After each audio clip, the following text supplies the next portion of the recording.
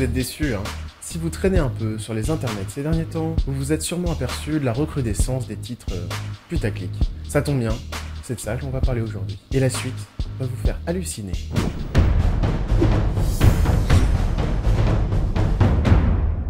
Par putaclic, j'entends ces titres aguicheurs qui vous promettent que vous allez avoir une réaction incroyable lorsque vous verrez ce que ce SDF a fait. Ou encore ceux qui vous proposent 14 astuces qui vous feront dire « Comment je n'ai pas pu savoir ça ?»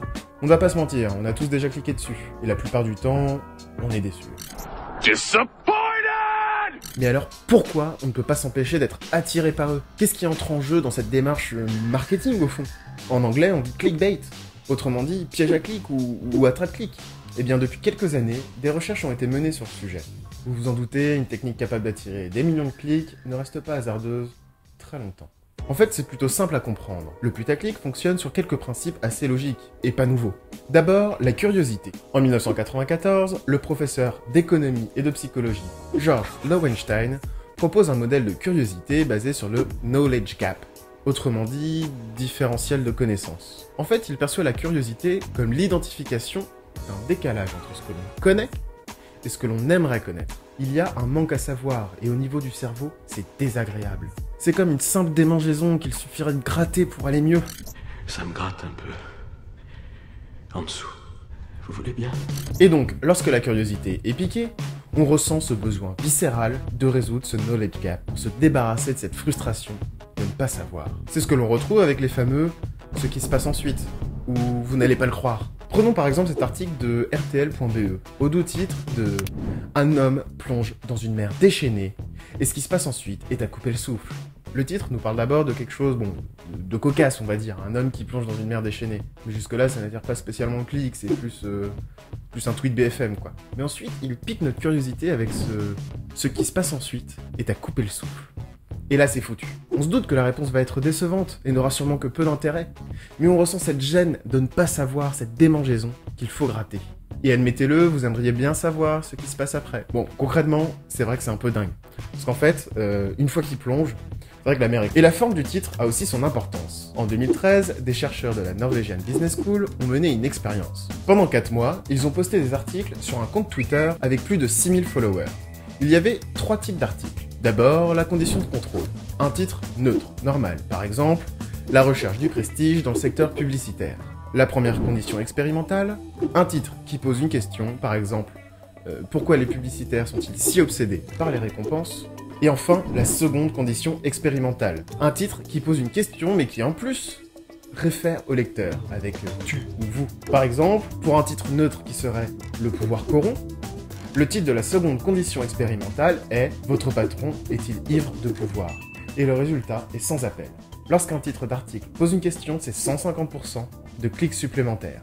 Et lorsqu'il fait en plus référence au lecteur, ça grimpe à 175%. Eh bah putain, bande de curieux va. Si la curiosité est efficace, une autre méthode bien connue est la promesse d'une émotion forte. À ce propos, une étude de l'université de Minas Gerais au Brésil s'est portée sur 70 000 titres d'articles. Ils étaient sur un site où l'on peut noter l'article en fonction de l'émotion qu'il procure et du degré de cette émotion.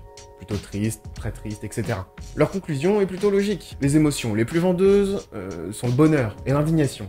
Mais ce qui compte vraiment, c'est moins le sentiment en lui-même que son intensité. Peu importe l'émotion, pourvu qu'elle soit forte. Plus la promesse d'une expérience intense est faite, plus nous aurons tendance à y aller.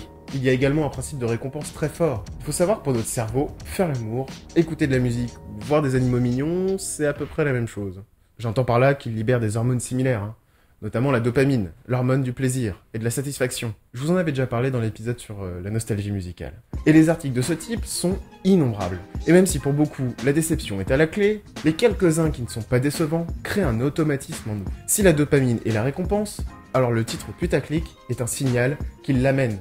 Il suffit de cliquer pour peut-être avoir une chance de se prendre un bon gros shoot de cette hormone. Et qu'est-ce qui... Non. Et qu'est-ce qui est encore plus satisfaisant qu'un animal mignon? Une liste d'animaux mignons. C'est le dernier point que je vais aborder. Les listes.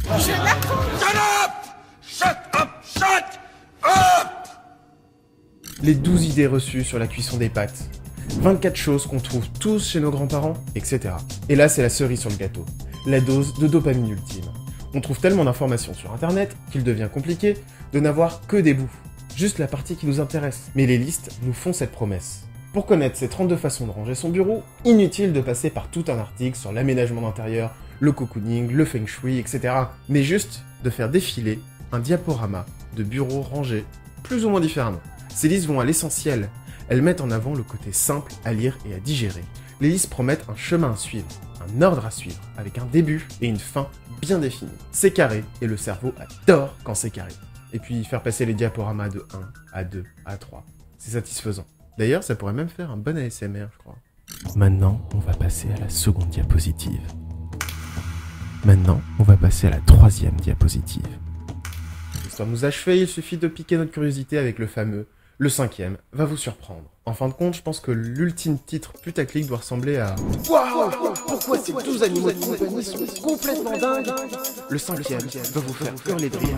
On a donc une liste d'animaux de compagnie pour la dopamine, pour la curiosité, on a le wow, pourquoi, ils sont dingues. Ensuite, on fait référence au lecteur avec vous. Et enfin, l'émotion forte garantie, hurler de rire. Merde, je crois que je vais aller bosser chez BuzzFeed. Bon, tout ça n'a rien de nouveau. C'est même le genre de méthode que l'on retrouve dans les bandes annonces par exemple. Mais dans le putaclic, elles sont poussées à l'extrême. Bon, maintenant, vous comprenez pourquoi il est si tentant de cliquer sur ces articles et ces vidéos. J'espère que ça ne vous aura pas coupé l'envie de cliquer sur le pouce bleu et de vous abonner à Spleen. Parce que la prochaine vidéo va vous faire halluciner.